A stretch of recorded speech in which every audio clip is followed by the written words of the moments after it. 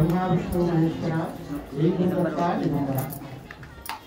మనము దత్తాత్రేయ స్వామి వారి జయంతి కార్యక్రమంలో భాగంగా విభిన్న భజన కార్యక్రమాలు, అలాగే స్వామివారి గురించి, స్వామివారి షోడశ అవతారాల గురించి మన చర్చగానే మనము చెప్పుకుంటున్నాము. అందులో భాగంగా మొన్నటి వరకు అమ్మ ఒక 10 నిమిషాలు ఎక్కువ టైం పట్టండి. ఇవాళ లీల కొంచెం సైలెంట్గా ఉంటే త్వరగా ముగించేస్తాను.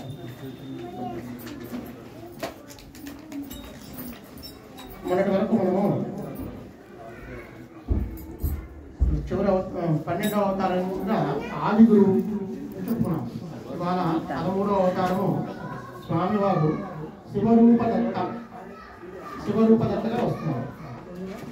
అయితే కొన్ని గ్రంథాలలో ఈ శివరూప దత్తని కూడా సంస్కారహీన శివరూప దత్త అని అన్నారు. కొన్నిట్లలో ఓన్లీ శివరూప దత్త అన్నారు. శివరూప దత్తకి సంస్కారహీన శివరూప దత్త ఎందుకు అలా వ్యవహరించారు అనే దానికి మనం కొంచెం చెప్పుకున్నాము. నేను కథ చెబుతూ దాంట్లో స్వామివారు ఎందుకు ఈ శివరూప దత్తగా వచ్చారనేది చెప్తాను.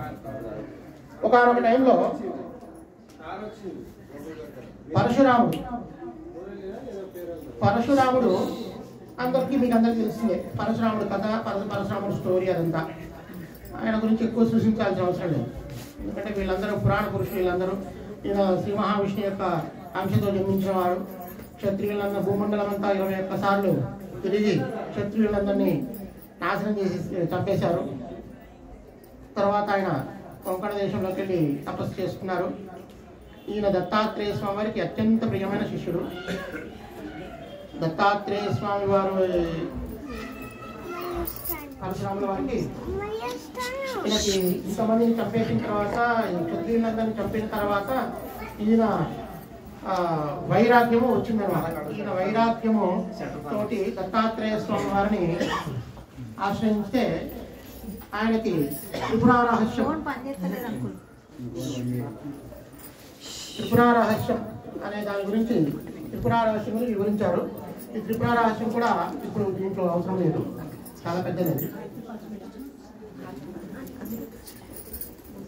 అయితే ఈ పరశురాముల వారు ఒకసారి వారికి వైరాగ్యం చెంది, అయ్యా నేను ఇంతమందిని చంపాను, ఇంత ఇది చేశాను, ఇంత పాపం ఒట్టగట్టుకున్నాను, నాకు ఏంటి దీనికి అని చెప్పి ఆయన పశ్చాత్తాపడి దత్తాత్రేయ వారి గురువు అయినటువంటి దత్తాత్రేయ స్వామి వారి దగ్గరికి వచ్చి ఆయనని నాకు జ్ఞాన మార్గాన్ని ఉపదేశించు, అసలు ఏంటి అని చెప్పి ఆయన వైరాగ్య స్థితిలోకి వెళ్తారనమాట. అప్పుడు దత్తాత్రేయ స్వామి ఆయన్ని ఊరడించి, నువ్వు చేసింది ధర్మ సంస్థాపన కోసమే చేశావు, క్షత్రియులందరూ కూడా పుట్టి అందరూ భూమండలమైన అరాచకాల అకృత్యాలు చేస్తున్నారు కాబట్టి వాళ్ళని సంహరించడం అనేది నువ్వు చేసినటువంటిది ఏం కాదు, నీ రూపంలో వచ్చినటువంటి విష్ణువాంశ మాత్రమే చేసింది ఆ విధంగా, కాబట్టి నువ్వు దానికి ఏమి బాధపడాల్సిన అవసరం లేదు అని చెప్పండి.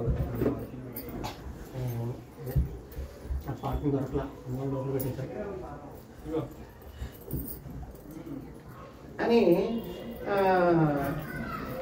అంటే అప్పుడు దత్తాత్రేయ స్వామి వారు పరశురాముల వారికి ఇవాళ క్షమించండి, ఇవాళ అంతా డిస్టర్బెన్సెస్ ఉన్నాయి, రావట్లేదు, పదహారు ముందుకు వెళ్ళట్లేదు. అయితే స్వామివారికి పరశురాముల వారికి దత్తాత్రేయ స్వామి వారు ఆయనకి ఉపశమనం కలిగించడానికి ఒక మహాయజ్ఞం తలపెట్టమని, శాంతి హోమం చేయమని చెప్పని ఆయనకి చెప్తే, అప్పుడు పరశురాముల వారు స్వామి దీనికి బ్రహ్మకర్తగా మీరే ఉండి మీరే ఈ హోమ కార్యక్రమాన్ని మీరే నిర్వహించండి అని చెప్పని ఆయన అడుగుతారు. అడిగితే దానికి స్వామివారు ఓకే అంటారు. అప్పుడు చేస్తున్న వారు ఎవరు? విష్ణువాంశ సంభూతుడైనటువంటి పరశురాముల వారు. చేస్తున్నది ఎవరు?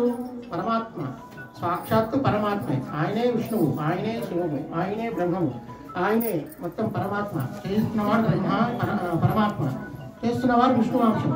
సో ఇద్దరు విష్ణుమూర్తులు ఒకటే చోట కూర్చొని కార్యక్రమం నిర్వహిస్తున్నప్పుడు సమస్త దేవతాగణాలు అందరూ వచ్చేస్తారు కదా.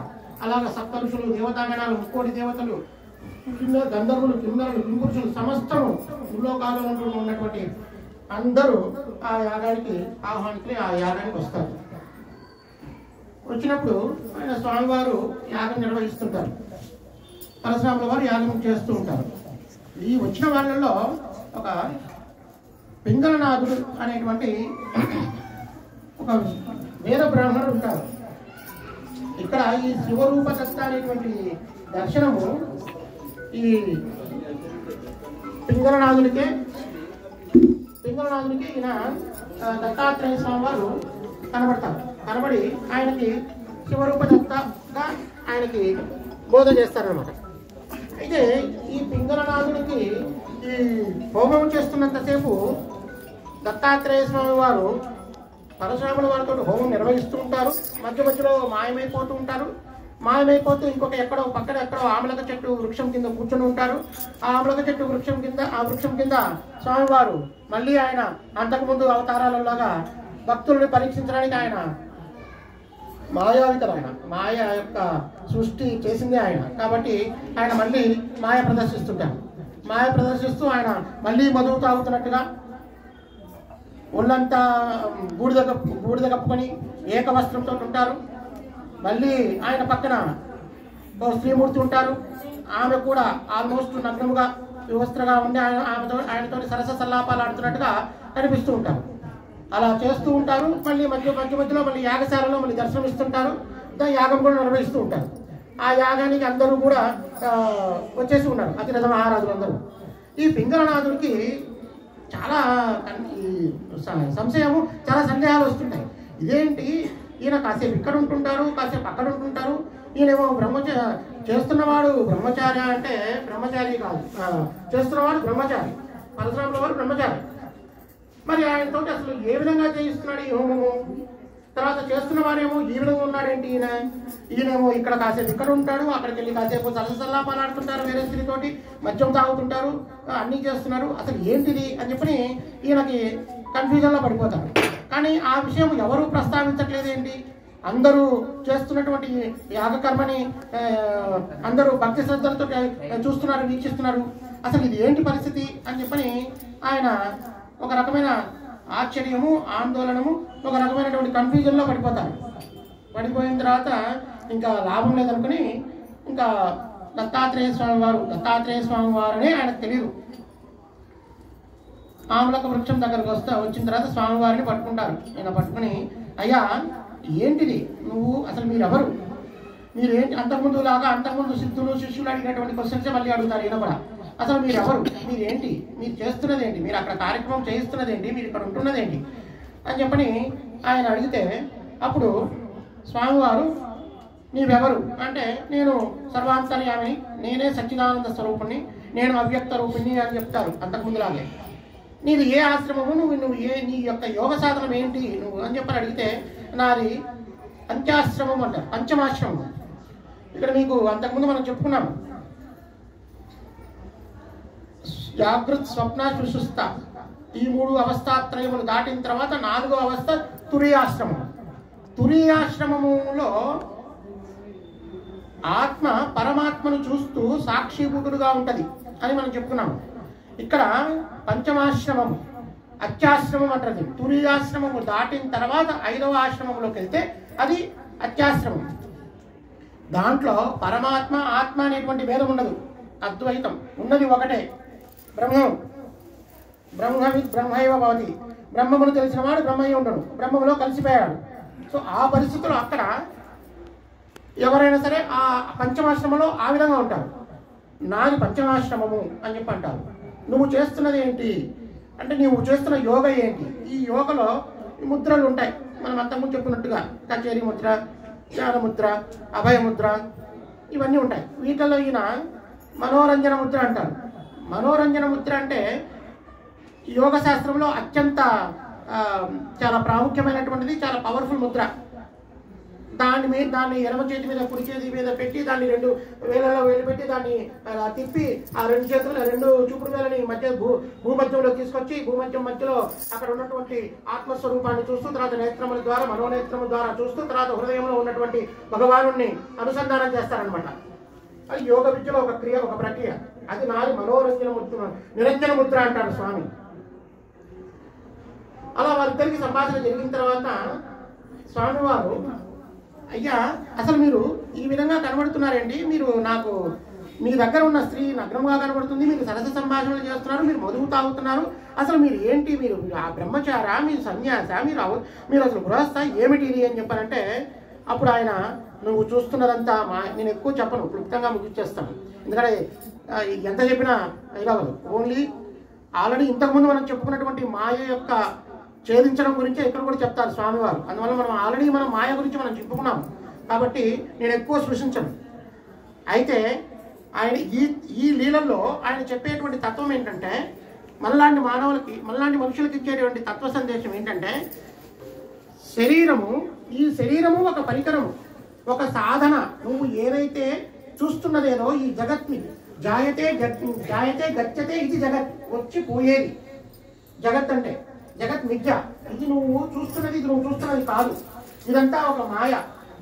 నువ్వు యద్భావంతత్వం, నువ్వు చూస్తున్నది, ఇంకా నువ్వు చదువుకున్నావు, నువ్వు వేదం నేర్చుకున్నావు, అన్నీ చేసావు, కానీ నీ యొక్క మనోవికారములు ఇంకా తొలగిపోలేదు. నీ యొక్క మనోవికారములు తొలగిపోయేసి నీ యొక్క పంచేంద్రియములు, అరిషట్వర్గములు, పంచకోశములు వీటన్నిటినీ జయించిన తర్వాత అప్పుడు నీకు ఏకత్వము, రెండుగా కనబడుతున్నటువంటిది ఒకటే అనేటువంటిది నీకు ఆ తత్వము బోధపడాలి. కాబట్టి నీకు ఆ విధంగా నీకు కనబడుతున్నా నేను, కానీ ఈ కనబడుతున్నది ఆకారము అది కాదు. సో ఈ శరీరం అనేటువంటిది, శరీరం నిండా విభూతి ఎందుకు పూసుకుంటున్నాము, దేహం మొత్తం స్వామివారు విభూతి ఎందుకు పూసుకొని ఉంటున్నారు అని చెప్పన్న దానికి, దేహము అంటే దహించబడేది, దహనం జరిగిన తర్వాత మిగిలేది బూడిద. అందుకోసం ఈ దేహము దహించబడేది, కేవలం మిగిలేది బూడిద. కాబట్టి ఒక తర్వాత మళ్ళీ అది పంచభూతాలతో కలిసిపోతుంది. కాబట్టి నేను ఈ ఆకారంతో కనబడేటువంటి వాడిని, నేను ఈ ఆకారం కాదు, ఈ పంచభూతాత్మకాలు నేను కాదు, ఈ ఆత్మ నేను కాదు, ఈ మొత్తము వీటికన్నిటికీ విశ్వానికి అంతటికీ అతీతమైనటువంటి ఒక శక్తిని నేను అని చెప్తూ, మరి నిన్ను అందుకోవాలంటే మరి మేమేమి చేయాలయ్యా అంటే, నీకున్నటువంటి ఈ శరీరాన్ని ఒక పరికరముగా, ఒక సాధనముగా ఉపయోగించి నీ శరీరములకు ఎంత అవసరమో, ఏది ఎంత అవసరమో అంతవరకే దానికి ఇస్తూ, దాన్ని చూసుకుంటూ, అంటే ఇప్పుడు ఒక చిన్న ఎగ్జాంపుల్ చెప్తాం. మనం ఇక్కడ నుంచి మన ఇంటి నుంచి ఇక్కడికి వచ్చాము, బండి మీద వచ్చాము, ఇక్కడ నుంచి మళ్ళీ ఇంటికి వెళ్తాము. మనం బండి మీదకి వెళ్ళినట్టుగా మన వాహనం నడపడానికి దానికి ఒక ఇంధనం ఎట్లయితే అవసరమో, ఈ శరీరానికి కూడా ఇంధనము ఎంత అవసరమో అంతే, అంటే ఎంత తినాలో అంతే తినాలి, ఏది ఎంత తీసుకోవాలో ఏదైనా సరే అంతే తీసుకోవాలి. అలా అని చెప్పని ఈ శరీరమే నేను అనేటువంటి భ్రాంతిని వదిలిపెట్టి, ఈ శరీరం ఒక సాధన, పరికరము, దీని ద్వారా మనము పరమాత్మని చేరుకోవాలి అనేటువంటిదే ఈ చెప్తున్నటువంటి శివతత్వము. అందుకే నేను నీకు ఇందాక అలా కనపడ్డాను, ఇప్పుడు నీకు ఇలా కనబడుతున్నాను అంటే, స్వామి నన్ను ఉద్ధరించు, నన్ను ఈ పరీక్షల నుంచి నేను తట్టుకోలేను, నన్ను కొంచెం ఉద్ధరించి నన్ను నీలో కలిపేసుకో అని చెప్పంటే, ఆయనకి యోగ శాస్త్రాన్ని, ఆత్మతత్వాన్ని అంతా ప్రబోధించి స్వామివారిని, పింగళనాథుని తనలో ఐక్యం చేసుకుంటారు. ఇది ఇవాల్టి శివతత్వం. ఈ శివతత్వం గురించి మనం చెప్పాలి అంటే చాలా ఉంటుంది.